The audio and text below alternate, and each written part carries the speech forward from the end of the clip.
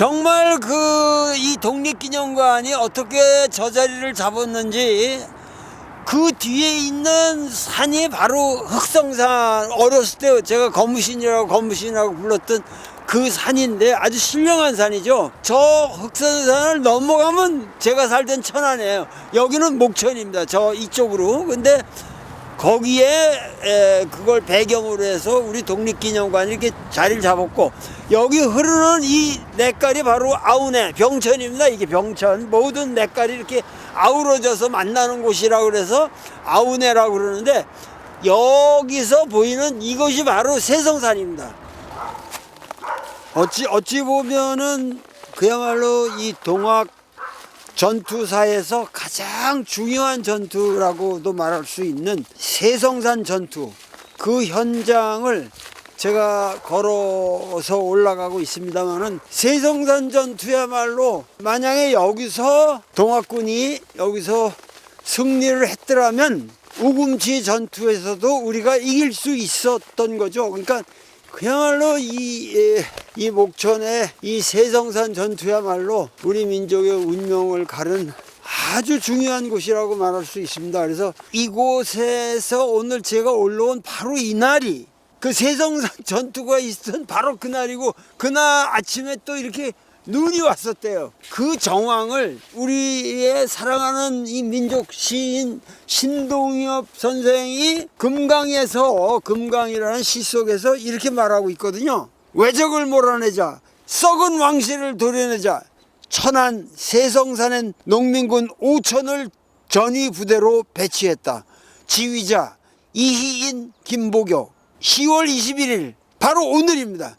무설이 내린 아침 세성산 유진했던 농민군 전초부대가 왜군 기관포 소대의 기습으로 전멸됐다는 소식이 본부에 들어왔다.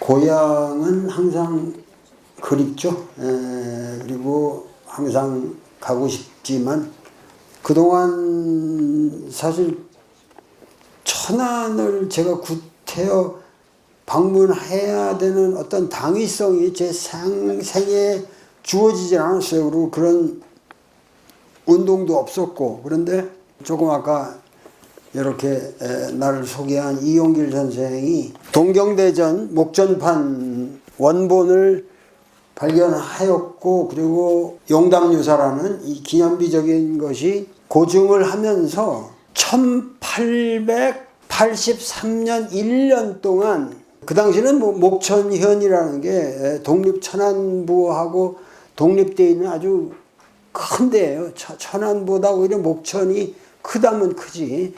굉장한 곳인데, 여러분들이 그 목천을 가봐도 그 향교를 가보시면 그 규모라든가, 그리고 그 면사무소 앞에 송도비가 이렇게 쭉 나란히 이렇게 있는 것을 봐도 목천이라는 데가 얼마나 문화도시고 그 중요한 곳이었는지, 참 그 독립기념관이 들어선 것이 우연이 아닌데, 목천에서 1883년에 중요한 동학경전이 전부 여기서 간행이 됩니다.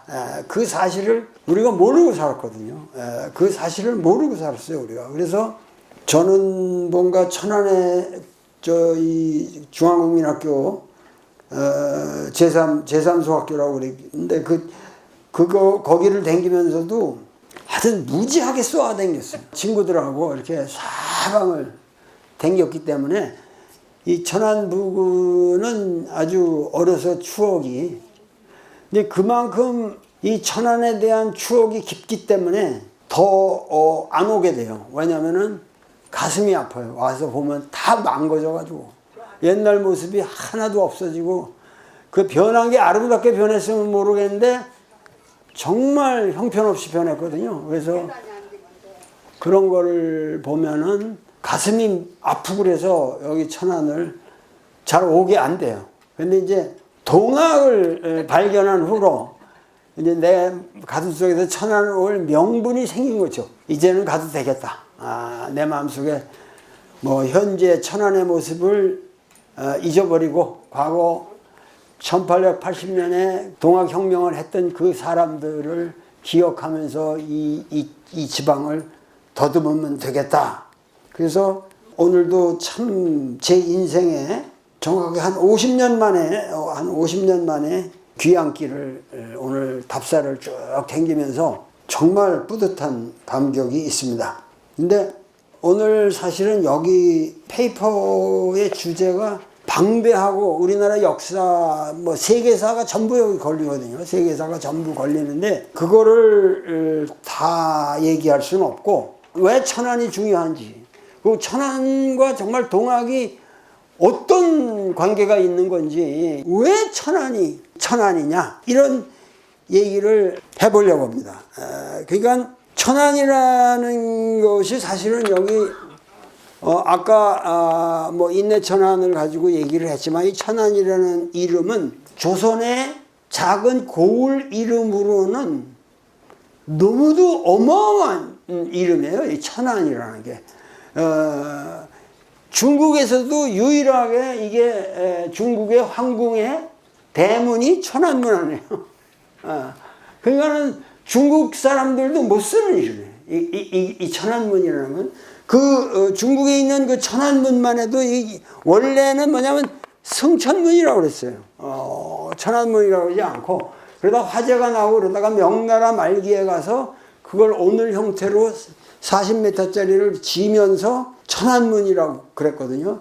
천안이라는 게 뭐냐? 이게 하늘 아래 모든 곳이 평안하다, 그런 의미예요. 이 천안이란 말이 우리나라가 쓴 것이 중국보다도 한 800년이 앞서는데, 왕건 아시죠? 고려를 세운 왕건이 후삼국이라고 해서 후백제 견훤을 이제 마저 들여가지고 마지막에 통일을 해야 되는데, 예방이라는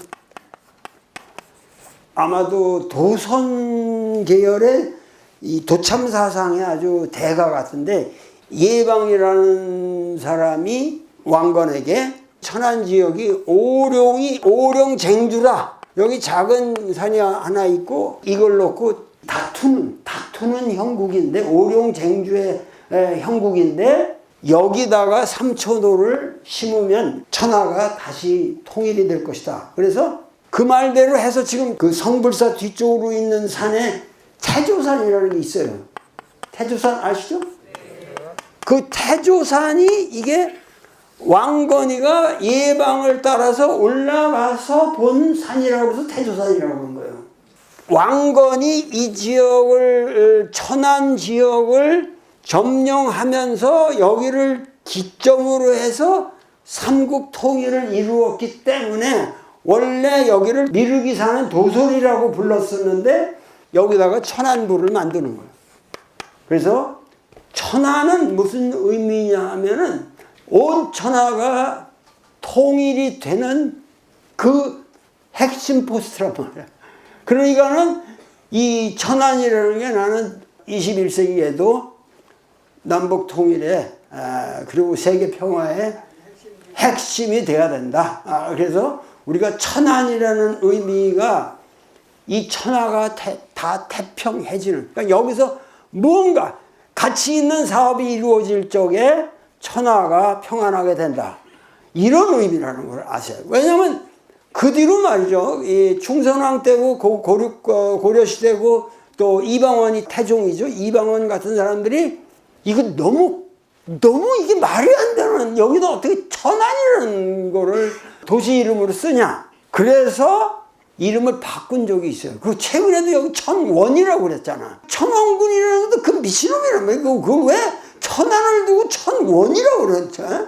그러니까 이방원 같은 사람이 얼마나 극성 맞아요. 이 이름을 바꿨는데 일체 타협하지 않고 천안으로 고집해서 모든 데 쓰니까 나중에 다시 천안이 되고.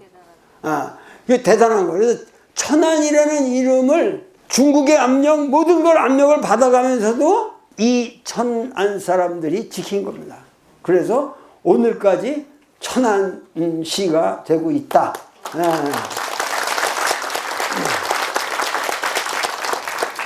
그 천안이라는 거는 만남의 장소고 이별의 장소고 그야말로 천안 상거리라는 게 교통요지고 그리고 뿌리가 깊기 때문에 그리고 사람들이 깨어 있었기 때문에 동학을 그야말로 리드하기에 위대한 지도자들이 이쪽에서 많이 나왔다는 걸 아셔야 돼요. 여기서 우리가 간단하게만 말씀을 드리면은 동학 혁명을 사실 나는 이 동학 농민혁명이라는 말을 꼭 쓰는데 이게 상당히 촌스러워요. 그 당시 농민이라고 하는 거는 99%예요. 우리나라 인구에. 그러니까 이 전 인민의 항쟁을 농민항쟁이라고 그러면은 사실은 오늘날은 3%도 잘 안 되잖아요. 그래서 농민을 내가 나쁘게 난 농민을 위해서 농민운동 하는 사람이 나도 그러나 이 역사적 사건에 대해서 동학 농민혁명이라는 말을 그렇게 애써서 고집할 필요는 없어요. 왜냐하면 동학혁명은 전 인민의 전 국민의 합의에 의한 혁명인데 그게 우리 혁명의 특징이란 말이에요. 그러니까 예를 들면 뭐 말틴 루터 그때도 무슨 농민 반란 그러면 그런 건 농민 반란이거든. 실제로 그건 소수 그룹에 그리고 이 서양에서의 모든 이 반란이라든가 혁명이라는 건 이 소수 그룹들의 이 밸런스의 문제거든요. 근데 우리는 농민혁명이라는 말을 쓸 필요는 없어요. 동학혁명이지. 그리고 그러기 때문에 광주의 경우도 광주 민중항쟁이라고 그러잖아요. 그러니까 우리가 이런 이름도 앞으로 천안에서는 내가 보기에 동학 농민혁명이라는 말을 쓰지 말자고 동학혁명 기념도서관이지 왜 꼭 농민이라는 말을 써가지고 젊은이들이 생각할 때 이거는 아주 촌스러운 후진 농민 사실 동학이라고 하는 것은 우리가 알아야 될 거는 인류 사상의 모든 흐름으로 볼 때 최고의 지성인들이 달려붙은 혁명이에요. 동학을 만든 사람들 이런 엄청난 이 문헌을 이 작성한 사람들은 전부가 사실 내가 얼마나 공부를 많이 한 사람이에요. 에? 내가 뭐 버트란드 러셀, 사르트르를 여기서 만난다면 내가 떨 사람이야? 안 떠나. 그 사람들의 지식이 나만큼 될 수가 없거든요. 그 사람들은 서양 철학은 저기지만 그 사람들이 동양 문헌 이 어려운 한문을 읽을 수 있는 사람이 아니잖아요. 나는 그 사람들이 읽는 히라보까지 다 읽을 수 있지만 우리 거를 알잖아요. 그러니까 서양인들은 지식이라는 게 아주 조그매요. 밴댕이 콧구멍만한 지식 가지고 세상을 말아먹고 있는 거예요, 그게. 근데 진짜 우리 이런 나 같은 사람들, 이런 프라이드를 가지고 사는 사람의 입장에서도 동학을 펼치면은 매번 펼칠 때마다 고개가 수그러진단 말이에요. 이게 어마어마한 것이 이미 1800 수훈이라는 사람은 경주에서 태어났죠. 1824년에 태어나서 1864년에 참수를 당했으니까요. 목이 잘린 거죠. 대구에서 참수를 당했으니까 이거 뭐 경주에서 태어나서 대구에서 참수가 돼. 이게 완전히 경상도 이벤트죠. 경상도 그 지역에서 이벤트인데 당시에 이쪽 경상도의 유림이라고 하는 것은 우리나라에서 그야말로 최고의 논리가 있는 사람들 안에 소위 그 이태계 항맥으로 인해 가지고 남인들의 어떤 그 어마어마한 지성인들이 펼쳐지고 있는 그 속에서 이 최승훈이라는 사람이 나왔다는 거는 이건 기적 같은 얘기예요. 왜냐면 수는 재가녀의 후손이다. 그래서 어머니가 시집 같은 여자가 과부가 돼가지고 다시 간 거란 말이에요. 이 최옥이라는 아버지한테. 그러니까 근데 최옥이라는 사람은 당대 우리나라에서 볼 적에 정말 최상급의 지성인이거든요. 근데 남인이기 때문에 과거 시험을 봐서 소용없다는 거를 이 사람이 과거 시험을 2번이나 보러 올라왔다가 거기서 이건 아니다. 내가 이거 뭐 과거 보려고 노력할 필요가 전혀 없다. 그러고 와서 서당을 하면서 애들을 교육하고 이 수훈을 기르는데 이 수훈은 그 속에서 엄청난 지식을 축적하는 거죠. 아버지의 그 방대한 서재와 이런 거. 그러니까 이 수훈이라는 사람은 정말 내가 보기에 정말 대단한 지성이네요. 지성인이거든요. 우리 민족의 최고의 지성이 만들어낸 하나의 새로운 운동인데 여러분들이 예를 들면 정다산, 그러면 정약용 있잖아요. 다산 아시죠? 정약용 같은 사람들은 여러분 딱 보시기에 어마어마한 지성인으로 보이잖아요. 근데 이 정약용이라는 사람만 해도 뭐냐면은 그 당시 제일 문제는 서학이었다고. 서학이라고. 그러니까 지금 어디 가든지 우리나라에서 지금 제일 문제가 되는 거는 사실은 좀 극렬한 예수쟁이다. 이것 때문에 모든 게 망가지는 거예요, 지금. 정계고, 뭐 상업이고, 뭐 어디 외교고, 만나보면은 여호와 주 예수 그리스도 하나님을 믿습니까? 뭐 이러면서 믿지 않는다 그러면 넌 지옥에 갈 놈이라고. 이게 21세기에 도대체가 인간이 살아가는 가치로서 이런 유치한 논리가 그게 제일 큰 문제란 말이에요, 지금. 그 제일 큰 문제예요. 근데 벌써 여기 앉아 계신 분 중에서도 상당수는 또 일요일 날 내 말 듣고 교회 안 나가면 또 가슴이 찌릿찌릿한 사람들이 많을 거라고. 그만큼 우리 사회는 아무리 커먼 센스를 갖고 있다 해도 기독교 신앙이라는 것에 이 된단 말이에요. 그러니까 근데 여러분들이 지금 우리가 당면하고 이런 문제가 18세기에서 19세기 이 전환의 시기에 똑같은 문제란 말이야. 무슨 얘기냐 하면은 정다산만 해도 얼마나 양심적이고 훌륭한 유자잖아요. 그 사람이 기독교쟁이 예수쟁이가 아니란 말이에요. 그런데 그런 정약용과 같은 사람들이 서학의 도전을 받는단 말이에요.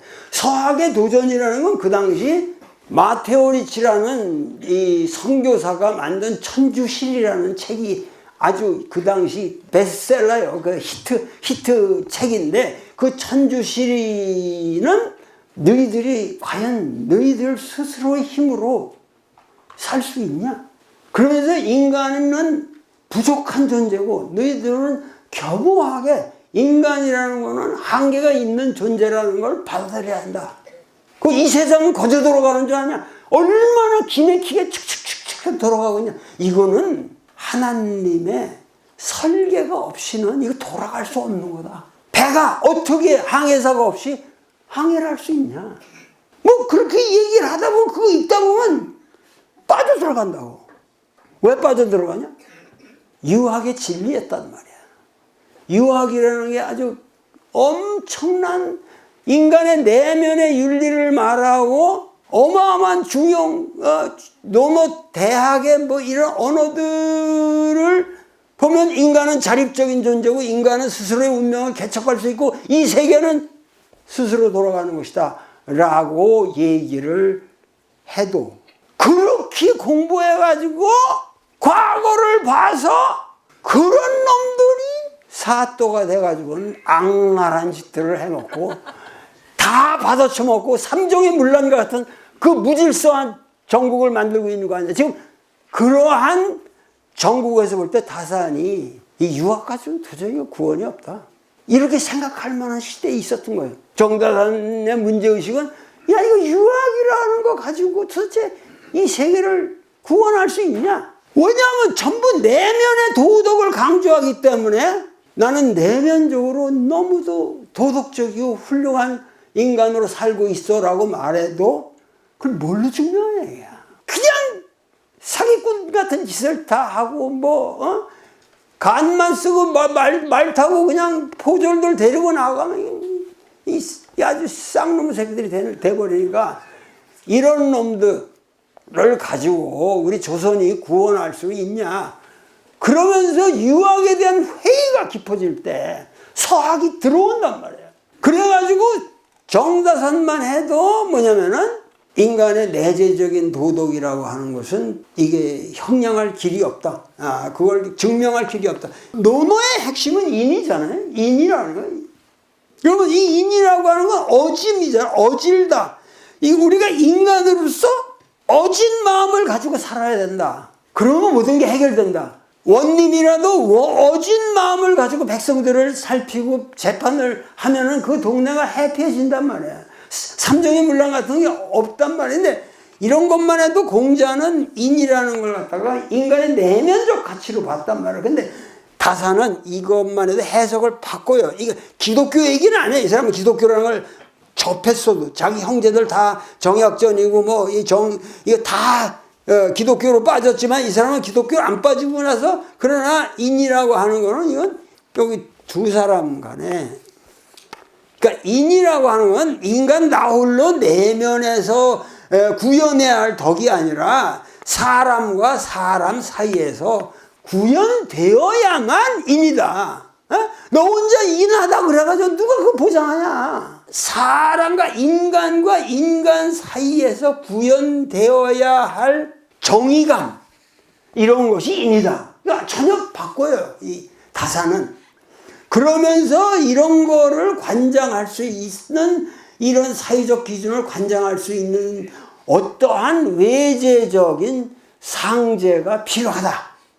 이런 식으로 다사는 기독교를 상당히 흡수하는 묘한 발언들을 많이 합니다. 그 사람들의 논어 해석이라든가 이런 걸 보면은. 그러니까 이 기독교라는 문제가 오늘까지도 교회에 나가야 되냐 안 나가야 되냐. 저 얼마 전에 누가 내 제자 동울TV를 통해서 이 제자의 엄마가 내 강의를 어떻게 듣게 됐다가 선생님 강의를 듣고 각성을 해가지고 아주 소심껏 내가 교회를 안 나가게 됐습니다.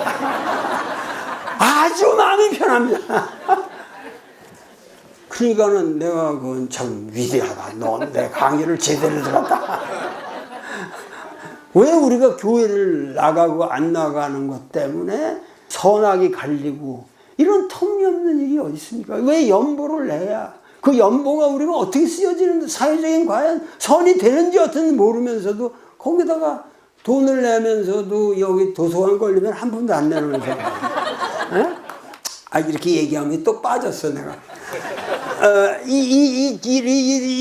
이런 건데 그래서 신을 옛날에 신은 뭐라고 상제라고 불렀어요. 이 상제라는 말이 서경에도 나오고 시경에도 나와요. 이게 고문원에 나온단 말이에요. 그러니까 이 상제라는 말을 결국은 외제화시킨다. 그러니까 이 공자 이래 2000년 동안 이게 내면화되었던 도덕을 다시 시경과 서경의 외제적인 상제관으로 바꾸자. 이게 정약용이가 얘기하는 거예요.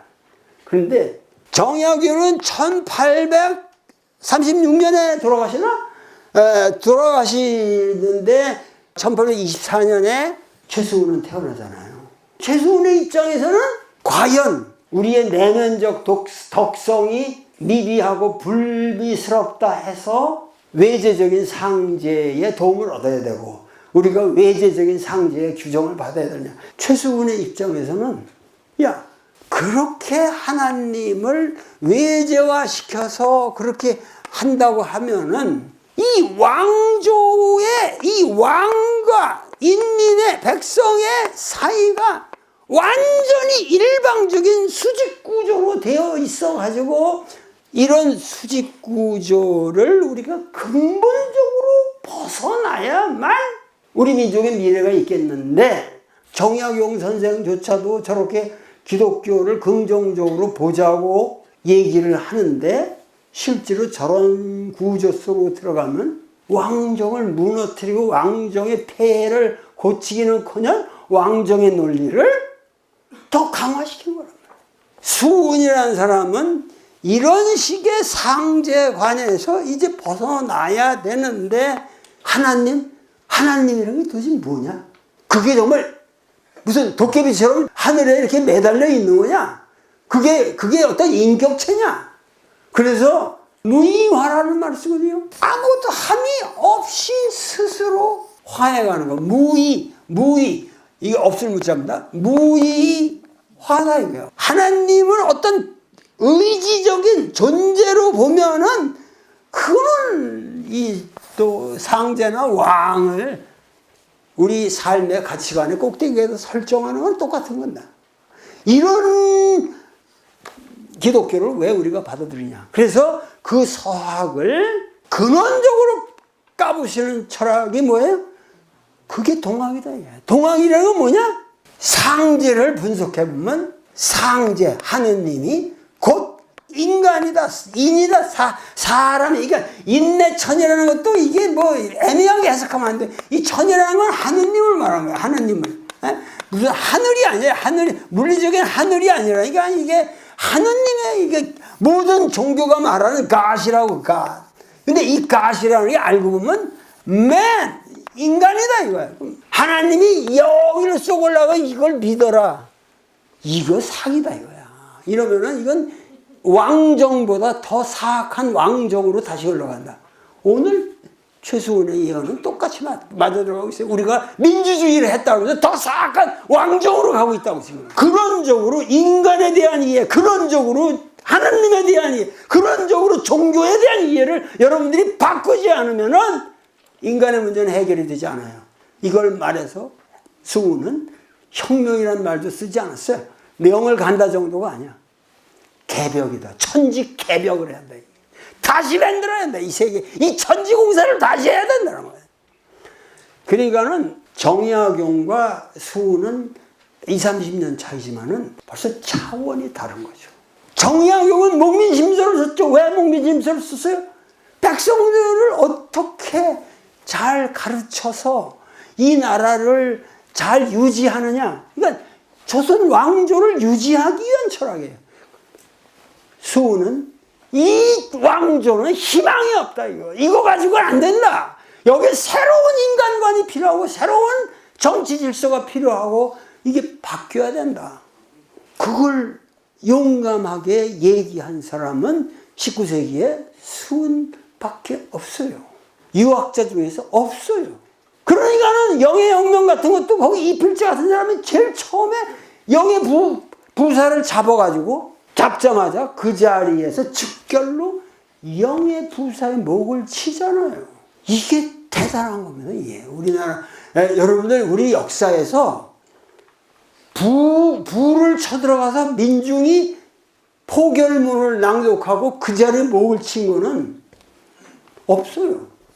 그러니까 이렇게 우리 동학이라는 건 어떤 의미에서 조선 왕조의 명맥을 끊어야 우리 백성이 살 수 있다고 하는 이러한 인식에까지 도달한 거예요. 이건 완전히 새로운 철학이죠. 아니 여러분들 파리 혁명이 왜 그나마 위대한 거예요? 루이 16세의 모가지를 잘라버리잖아요. 그게 혁명이에요. 그게 혁명이라고. 여러분들은 지금도 동학혁명이 일어나서 경복궁에서 고종의 모가지를 쳤다. 이거 상상도 못한다고 지금. 아직 여러분들의 의식구조가 거기가 가지가 않아요. 왜 난 또 그렇게 되라고 빌지도 않아요. 우리는 우리 나름대로의 구조가 있으니까. 근데 이거 설명하려면 이게 복잡한 얘기야. 그러니까 무슨 얘기냐면, 자, 내가 처음에 왜 목천이 중요하냐 이걸 설명하겠다고 그랬는데 그걸 설명하려고 생각해 보니까 기초적인 지금 역사를 보는 문제를 말씀드려야만 그 목소리 왜 위대한지, 이 천안이 왜 위대한지, Heavenly Peace, 이 천안이 왜 위대한지를 비로소 여러분들에게 말씀드릴 수 있겠다. 그래서 잠깐 이 얘기를 끌어온 거예요, 지금. 그러면 지금 입장에서 수호는 조선 왕조에 대한 아주 근원적인 도전장을 낸 겁니다. 도전장을 냈고, 그 도전장을 내고 나서 당대의 자기 힘으로 이거를 뒤엎을 수는 없다라는 것을 깨닫죠. 그렇게 되면 뭐야? 그 신념 하에서 선택할 수 있는 거는 딱 단 하나예요. 내 모가지를 내놓겠다. 왕모가지 대신에 내 모가지를 내놓겠다. 그러나 대신 나의 사상은 이 역사 속에서 고스란히 전달되어야 한다. 네? 이것이 전달되는, 아주 구체적이고, 그 다음에 이 전달되는 방법이 뭐냐? 이걸 내가 썼다 이거야. 이걸 내가 썼다 이거야. 이걸 내가 썼는데 이걸 전달하는 방법이 뭐냐? 이 사상을 전하기 위해서는 조직으로 안 된다. 믿을 만한 한 사람이 필요하다. 그 단 한 사람을 선택을 해서 이 나의 사상을 그대로 전할 수 있는, 이거를 판각을 해서 후세에 남길 수 있는 인물이 필요하다. 여기에 이상적인 인물이 있었던 거예요. 예수는 누가 맡았어요? 그 역할을. 사도 바울이라는 사람이 맡았어요. 당대의 최고의 지성인을 다마스커스로 가는 도중에 사울아, 사울아, 내가 어찌하여 나를 이렇게 핍박하느냐? 내가 누군지 아느냐? 나는 내가 핍박하는 예수로다. 이러면서 그 바울을 갖다가 회심을 시키는 그 유명한 게 있잖아요. 그래가지고 사도가 되었다. 그러면서 이 사도행전이라는 게 쫙 나옵니다. 나도 한때 이 천안에서 내가 바이블 클래스를 하면서 사도 바울에 미쳤던 사람이에요. 야, 이거 멋있다. 이 지성인으로 그래도 이 정도는 세상으로 움직이려면 이렇게 움직여야겠다. 근데 내 지금 생각에 사도 바울은 이 세상의 역사에 없었으면 더 좋았었어요. 이게 무슨 얘기냐면 이건 내 얘기가 아닙니다. 내 얘기가 아니고 문익환 선생의 동생인 문동환이라고. 문동환 선생의 아주 돌아가시기 전에 문동환 선생의 아주 역조가 있는데 그거를 보면은 사도 바울이라는 사람이 얼마나 나쁜 놈이냐. 아주 진짜 그런 식으로 쓰셨어요. 그거 보면은 그게 무슨 얘기냐면은 오늘날의 기독교는 사실은 기독교가 아니라 바울교다 이거예요. 그러니까 바울이 초대교회를 만들어서 예수의 가르침을 전파하면서 초대교회를 이 소아시아 반도를 그 히랍까지 댕기면서 그 기독교를 전파했거든요. 그래서 로마까지 먹어 들어갔잖아요. 그런데 이 바울이 만든 기독교라고 하는 거는 전혀 예수가 자기 생애에서, 그러니까 여러분들 읽으실 때 그래도 예수의 육성이 남아있는 기록은 복음서라고. 여러분들 복음서라는 게 있잖아요. 사복음서라는 게.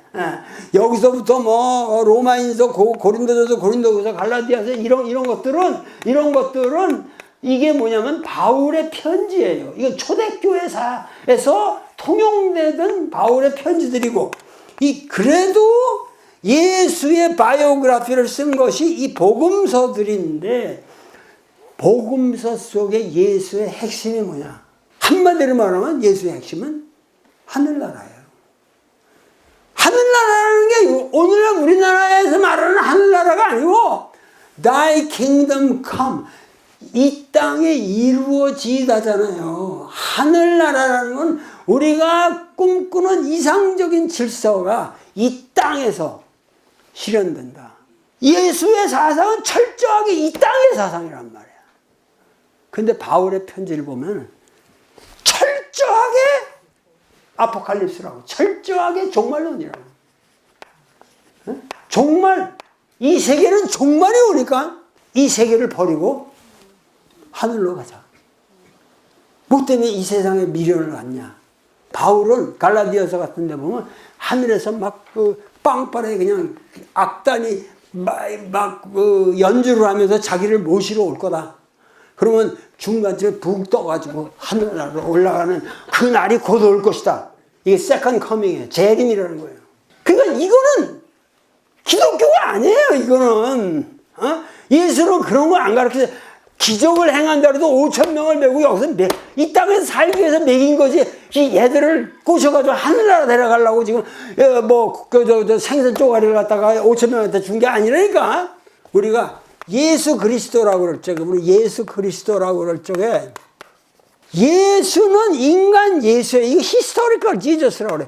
예수는 어디까지나 이 땅에 살았던 예수라는 어느 인간을 말하는 거고, 그리스도라는 거는 이거는 이 세상을 구원할 메시아라는 의미예요. 예수와 그리스도는 전혀 다른 거예요. 바울은 예수교를 말한 게 아니라 그리스도교를 말한 거예요. 무슨 말인지 아십니까? 그러니까 초대교회는 바울에 의해서 철저히 그리스도화 돼간 거죠. 예수를 믿습니까? 그러면 나는 예수를 오케이야. 근데 그리스도를 믿습니까? 웃기지 마, 이 새끼야. 미쳤다고 그냥 그리스도를 믿어? 여러분들이 아셔야 될 거는 수는 이걸 다 교회사를 나처럼 알았을 리는 없지만 그리스도를 전하려는 게 아니라 예수를 전한다. 이거 말은 무슨 얘기야? 신격화된 수은의 사상이 아니라 그야말로 인간 최수은이가 그리고자 했던 세계를 후세에게 고스란히 남겨야겠다 라는 사명감을 가지고 수은이 죽기 전에 불러서 조용하게 둘이서 밀담을 하는 거예요. 그 둘이서 밀담을 할 때 한 내용이 뭐겠어요? 군소리 말고 요대로 펴내라. 책을 내라. 근데 그 반드시 각을 하고 인쇄를 해야. 왜냐면은 보통 경우 같으면은 그냥 이거 필사 잘하는 사람 보고 쓰라 그러면 100부를 금방 만들 수 있어요. 그런데 필사는 안 된다. 반드시 각을 해서 정본을 만들어야 한다. 그래야 지식인들이 농간을 못 친다. 내 사상을 변형시키지 못한다 이거예요. 그러니까 이 해월은 수은 선생을 그토록 흠모하고 사랑하고 수은 선생님의 말씀을 그대로 이 세상에 전해야겠다. 그러니까 죽을 적에 한 유명한 말 있잖아요. 너는 고비 원주하라. 무조건 도망가라 이거야. 내 근처에서 얼쩡거리지 말고 잡히지 말고 도망가되 내 원고 뭉치를 가지고 떠나라. 그 내 원고 뭉치를 항상 이 사람은 오매불망 잘적에도 껴안고 자고 그러기 때문에 이 사람 별명이 최보따리예요. 항상 보따리를 걸머쥐고 사는 것 때문에 보따리. 그래서 최보따리. 근데 저 강원도 산골에 보따리를 버퍼리라고 그런답니다. 버퍼리. 그래서 이게 나중에 이 사람의 버펀이라는 그 칭호로 변해요. 최버펀이라는 말로. 그러면서 그걸 갖고 다니면서 오로지 오매불망 언제 사람들을 모아가지고 이걸 안전하게 이거를 판각을 할 수 있는가 고민을 하다가 1880년에 강원도 인제에서 최초로 동경대전을 간행합니다. 100부. 이거 아주 획기적인 겁니다. 그래가지고 그 다음에 1881년에 용담유사를 또 간행합니다. 여기 중요한 게 있어요. 무슨 얘기냐면은 여기 용담유사라고 하는 것은 이거는 완전한 한글로 쓰는 거죠. 당대의 최고의 지성인들도 무릎을 꿇을 수밖에 없는 한문으로 쓰고 동시에 본인이 아무 학식 없는 안학도 이해할 수 있는 우리말로 같은 내용을 썼어요. 생각해보세요. 정약용이가 그렇게 강진에서 그렇게 귀양 생활을 하면서 자기 부인한테 쓰는 편지 중에서 원문 편지 단 한 편이 있는가? 단 한 편이 없어요. 그 다산에 형님이 그 당시 자산어보라고 해서 그 앞에 흑산도에 가서 귀양 생활을 했거든요. 완전히 저 기독교 그것 때문에 그 어민들이 불쌍하다고 그 어민들의 그 잡는 고기들을 족보를 만들어 가지고 이게 요새로 말하면 사전이지. 고기 생활 사전을 만들어 가지고 그걸 썼는데 그걸 또 한문으로 썼다고. 어? 그 고기들의 생태를 쓰는 거를 한문, 그 오늘날 그거 읽으려면 머리가 빠져요. 이름을 우리말로 쓸 수 있는 거 아니야. 이름이라도, 그 고기 이름이라도. 다 우리말 이름으로 부르던 건데, 거기 어부들한테 묻는 건데. 근데 그걸 다 한문으로 고쳤어. 미친놈들이지. 어떤 놈. 그런 사람들의 문제의식에 비한다면은 이 용담유사로서는 수훈은 얼마나 대단한 깨인 사람이냐 이거야. 그러니까 이거는 우선 읽을 수 있잖아요. 안 하기라도 읽을 수 있고 뜻을 몰라도 암송이 가능합니다. 암송이 가능할 뿐만 아니라 이거는 쉽게 또 붓으로 적어가지고 동네방네 퍼뜨릴 수가 있어요. 근데 이거를 제일 먼저 가능한 집이 여규덕의 단양에 있는 여규덕의 집. 그 인제에서 조금 내려와가지고 단양의 여규덕이라는 집에서 간행을 하는데 여규덕이가 누군지 아세요? 여운형 선생의 할아버지들입니다. 그러니까는 이 동학의 뿌리가 보통 이게 관계가 아니에요. 그런데 목천 사람 김은경이라는 사람이 여규덕 집하고 잘 알아요. 그래가지고 그 여규덕에 가서 이거를 본 거죠. 김은경은 강릉 김씨예요. 근데 하여튼 여기서 저 병천 아우네에 병천에 엄청난 내가 보기에는 부호예요. 원래 집이 단단해.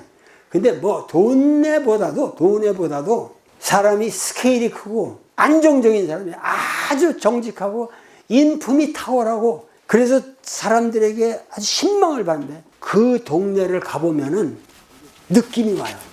여기가 목천 지역을 가장 위대하게 만든 우리 동학경전이 1883년 1년 동안에 자그마치 3개의 경전이 여기서 간행이 됩니다. 김은경이라는 분이 이 지역의 어마어마한 재력가였고 그리고 모든 인품이나 이것이 출중해서 동학을 따르는 사람들의 신망을 받고 있었고 그리고 이 지역이 들어오면서 보면 엄청 듣들도 넓고 피신하기가 좋은 입지 조건이 있고 여기서 자그마치 그 목천판 동경대전하고 경주판의 이름으로 되어 있는 동경대전하고 그 용담유사가 여기서 간행이 되는 겁니다. 그래서 1883년 1년 동안에 여기서 간행한 경전으로 인해서 10년 동안 이 전라, 충청, 강원 이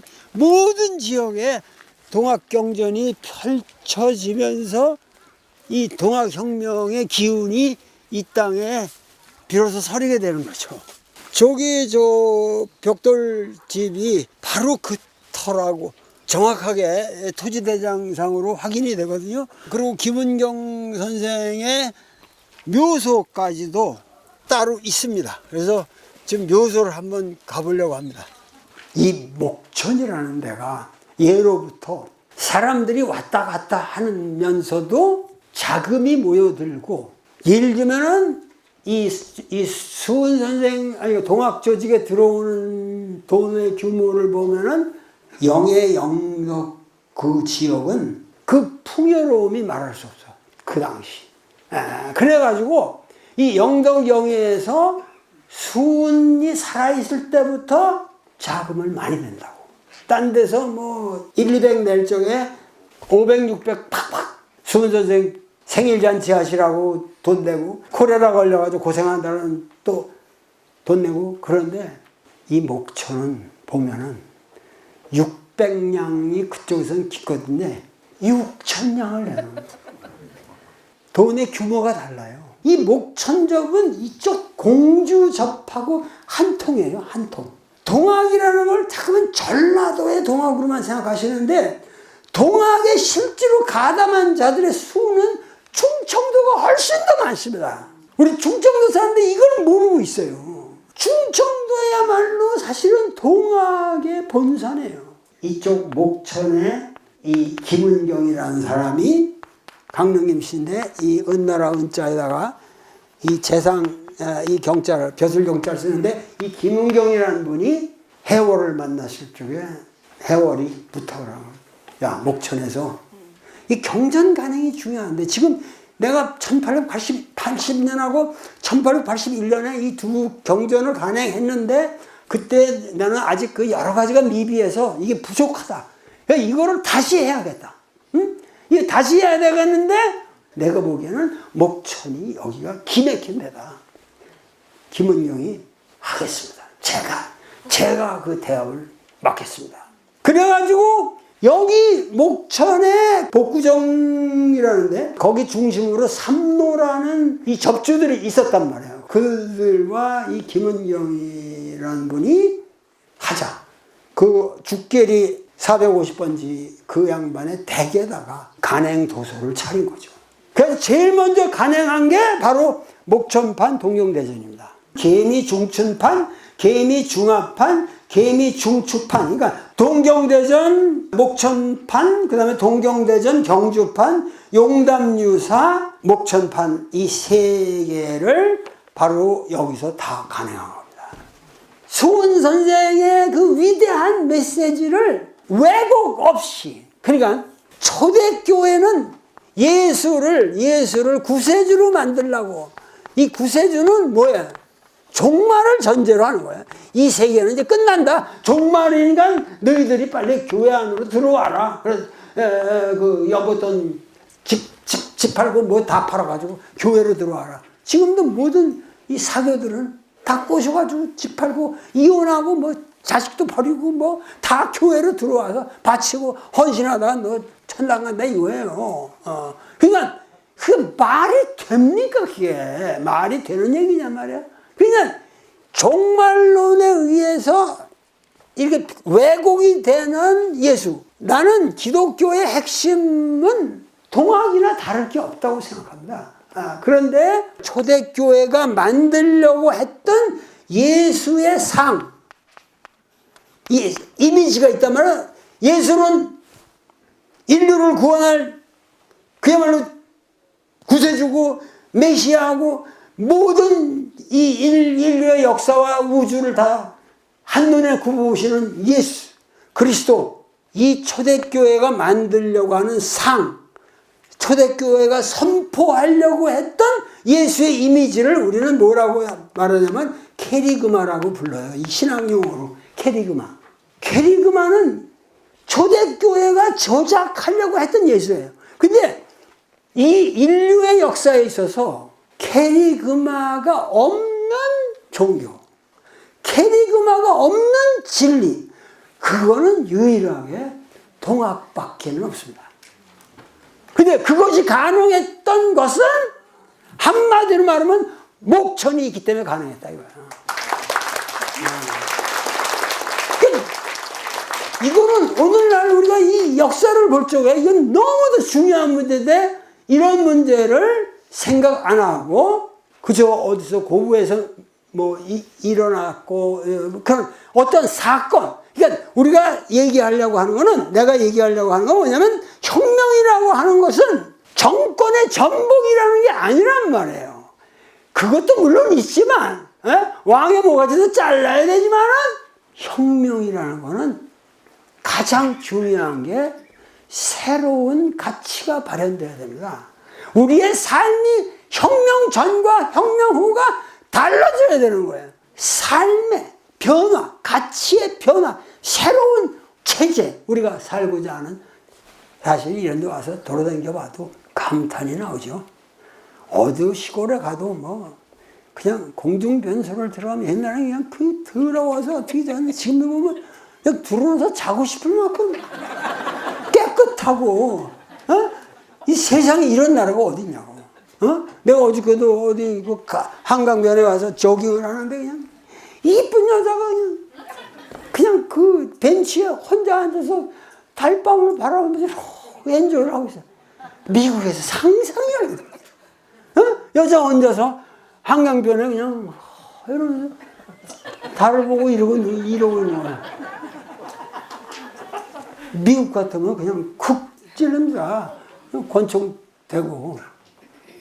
미국에서는 그 상상을 못해요, 여러분들. 이 지구상에 이런 나라가 있어. 그러니까 삶의 변화가 왔어요, 지금. 그리고 지금 여성들도 얼마나 댕기는 거 보면 당당하고 남자들이 그냥 쫄아볼 거야. 아니 젊은이들이 어른 앞에서 그냥 이게 세상이 변했어요. 나는 그거 긍정적으로 봅니다. 이게 뭔가 이게 분명히 변하고 있고 좋은 면이 많은데 과연 이 변화가 뭐냐? 이것이 과연 혁명이냐? 과연 우리가 어떠한 삶을 우리는 추구하는 거냐? 유교적 가치는 과연 없는 거냐?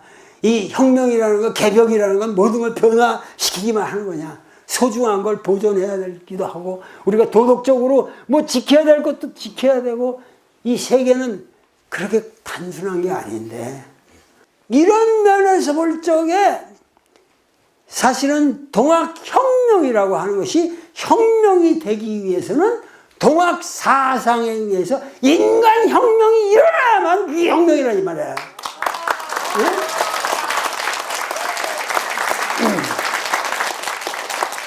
그런데 그 인간혁명은 뭘로 1차적으로 하냐? 지금 어려운 것 같지만은 경전으로 돌아가야 돼요. 이걸 알아야 돼요. 이런 걸 우리 민족의 사상이 이렇게 위대한 사상이 있고 그걸 내가 다 여기 이렇게 해설을 해놨으니까 참고를 하실만 하고 이러한 사상을 통해서 과연 각성을 하게 되는 거죠.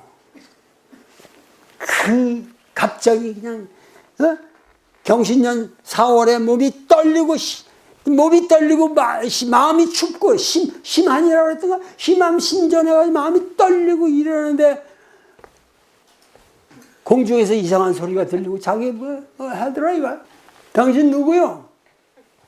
왜 내가 이렇게 당신이 뭐라고 내가 이렇게 떨리는 거요?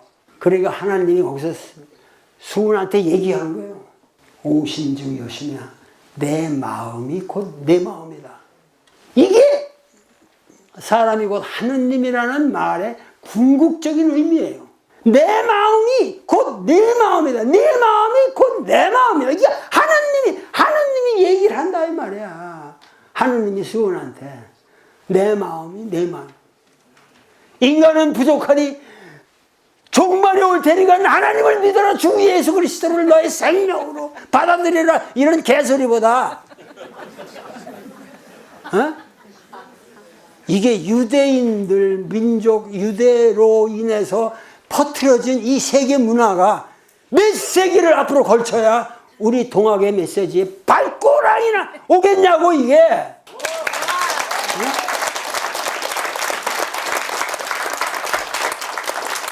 얼마나 우리가 자랑스러운 전통을 가지고 있고 이 목천에서 이런 것이 간행됨으로써 여러분 생각해보세요. 이 간행된 게 몇 년도라고 그랬지?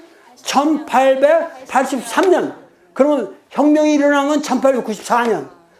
그 많은 사람들이 어떻게 해서 그 빈곤한 이 세성산 전투에서도 다 상황을 써놨지만 오늘 세성산 전투에서 재료를 올렸지만은 그 많은 사람들이 어찌 보면은 안타깝죠. 안타까워. 임진왜란 때는 일본 역사에서 임진왜란을 어떻게 말하는 줄 아는데 문록 게이초노 야코라고 그러는데 문록 경장의 이것은 일본 역사에서 딱 해놔요. 패전이다. 동경대학에서 배우는 정사의 패전이다. 우리가 패배하고 있어. 일본의 패배다. 뭘로 패배했는가? 우리가 기대하지 못했던 조선 민중의 의병에 의해서 우리는 패배한 것이다.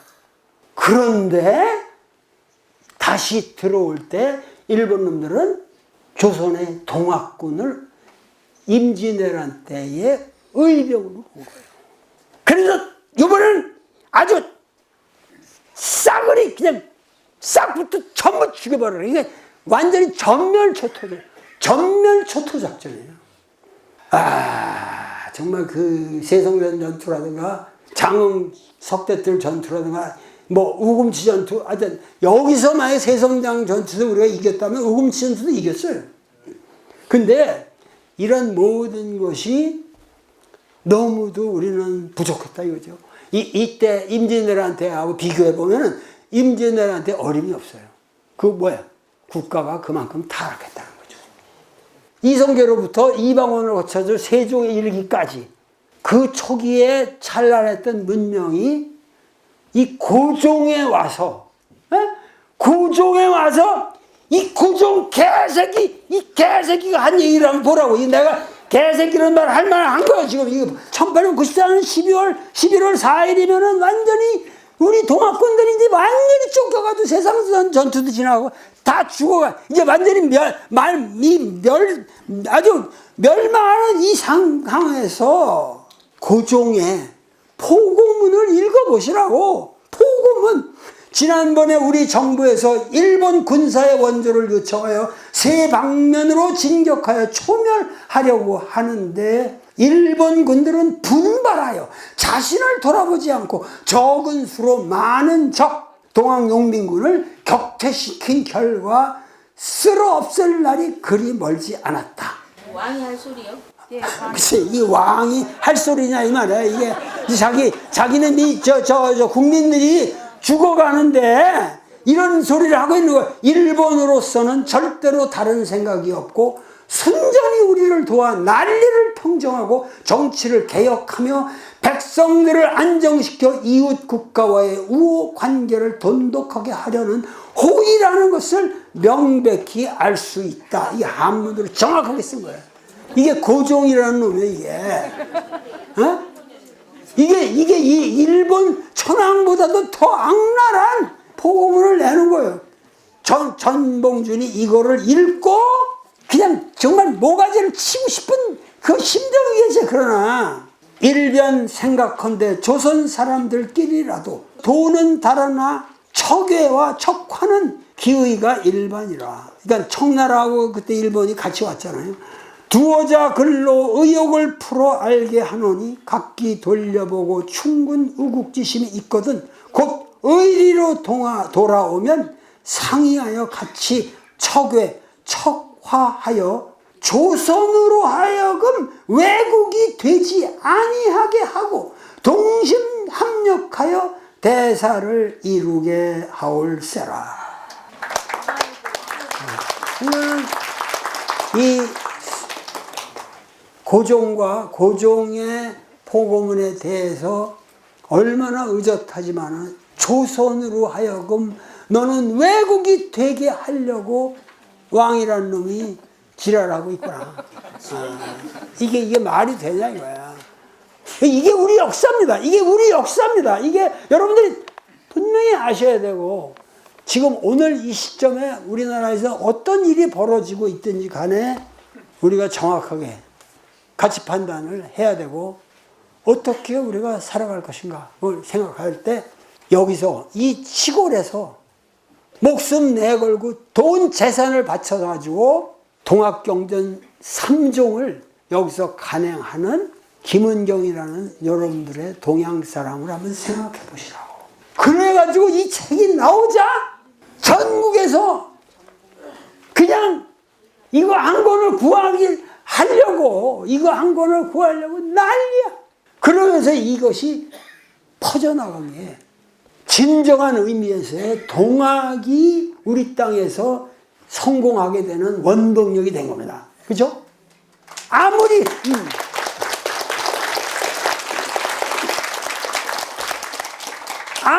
이거를 무슨 무력으로 이게 해결될 문제가 아니에요. 동학 경전이 나오면서 모든 사람들이 용담유사를 그냥 요새 어린애들 랩송이잖아요, 랩송.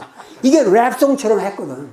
야, 하여튼 이것이 여기서 개간됨으로써 우리 민족 스스로의 자각된 우리 근대사회를 왕정을 극복하는 새로운 세상을 만든 거죠.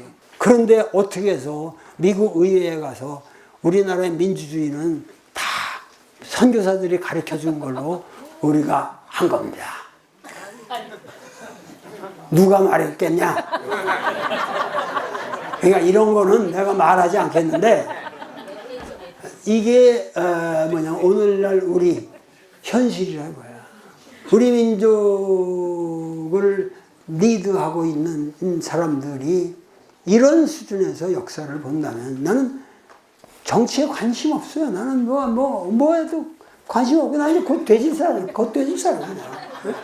우리 집에 지금 그 쌓여있는 수십만 권의 책만 좀 안타깝지. 여기서 도서관에 건립이 되면 내가 그 상당한 부분을 여기다 양보할 거야.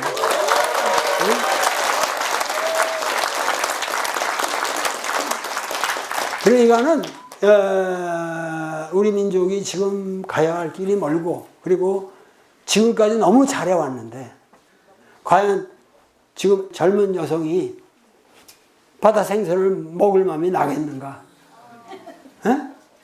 이게 말은 안 하고 있지만 이건 순전히 이거 썩어버린 정치가 일본 놈들이 못하게 해야 될 것을 조장하고 더 해라. 일본 놈들이 자기 자작을 자기 스스로 지은 죄를 갖다가 어떻게 인류 전체에다가 바다에다 풀어. 근데 이런 거 하나부터가 지금 잘못되어 가고 있잖아요. 잘못되어 가고 있잖아요. 그러니까 여러분들께서 하여튼 내가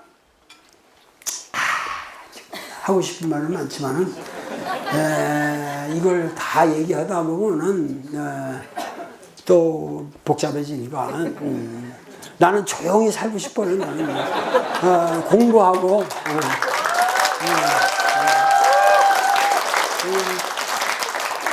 앞으로 목천에서 그 도서관을 만든다는 거는 너무 좋은 일이에요. 이거는 무슨 동상을 세우자 뭐 삐까번쩍하는 뭐 기념물을 세우자 이게 아니고 요 상거리 같은 그런 데다가 도서관이라는 건 만들어줄 수 있는 거고 이 동학 경전을 펴낸 곳에 동학 기념 도서관을 만든다는 거는 이건 발상이 너무 좋아요. 발상이 너무 좋아.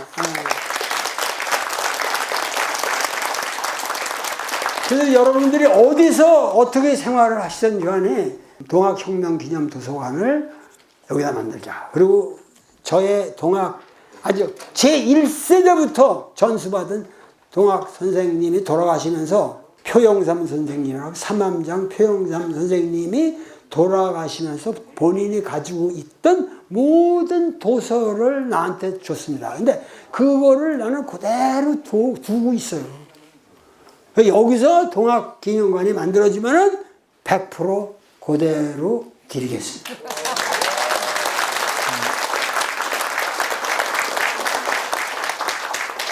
그러니까는 어떻게 해서든지 우리가 이런 헤븐리 피스, 천안, 이 전 인류, 이 하늘 아래 모든 땅을 편안하게 만들 수 있는 그런 것이 바로 천안이라고 하는 것을 우리가 생각하면 그거를 그냥 레토릭, 하나의 수사적인 그냥 헛소리로 여러분들을 지나치는 게 아니라 정말 천안의 중심으로 우리가 이 천안을 만들 수가 있다.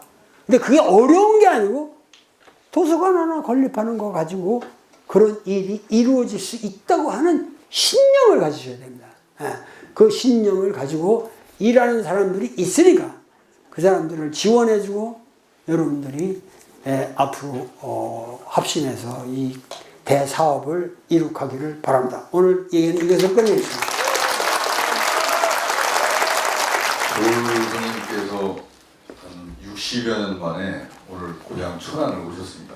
그냥 오시지 않고 정말 선물을 한 보따리 가져오셨어요. 여러분들이 이 용담유사 책을 한 권씩 받으셨죠?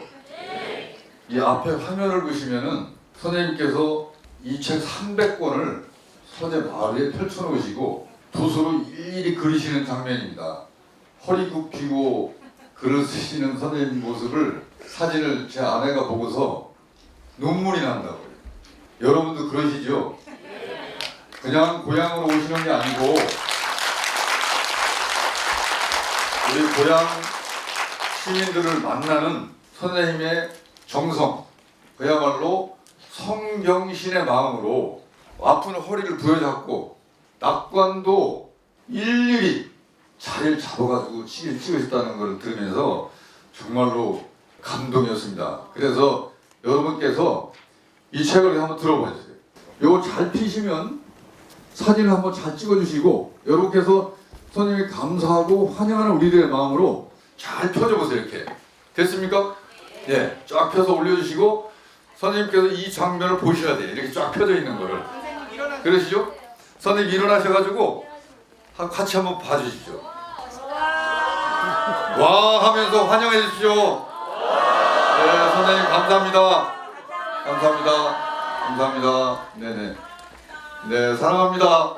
요 장면이 나오기 전에 화면에 인내 천안 이렇게 되어 있습니다. 인내천 그리고 천안, 동학의 주요 사상이 인내천과 우리 고향인 천안이 말이 돌아다니고 어울리다가 인내천안으로 합쳐졌어요. 그래서 인내천을 이루는 천안을 만들어 보자 이렇게 했는데 선생님께서는 해석을 그렇게 하면 안 된다. 사람이 하느님이 되어야 세상이 평안하다. 이렇게 가르쳐 줬어요. 그래서 저희들은 그냥 말해서 말이 된 박에 인내천안 인내천안 이렇게 하다가 선생님께서 정말 인내천안의 뜻을 저희한테 일러 주신 것입니다. 그래서 인내천안의 이 뜻이 정말로 천안 옛 목천현에서 1년 동안의 동학 경전을 간행하면서 펼쳤던 해월 선생님의 뜻을 이 시대에 우리들이 힘을 합쳐서 다시 펼쳐보자. 이것이 동학농민혁명 기념 도서관을 건립하자는 취지입니다. 이에 대해서 오늘 선생님께서 일일이 우리 지역의 역사 문화 그리고 동학의 사상과 문화와 함께 우리 시대의 과제를 풀어나가는 지혜로서의 동학에 대한 말씀을 해주시기 위해서 여러분 뵈러 여기까지 온 것입니다.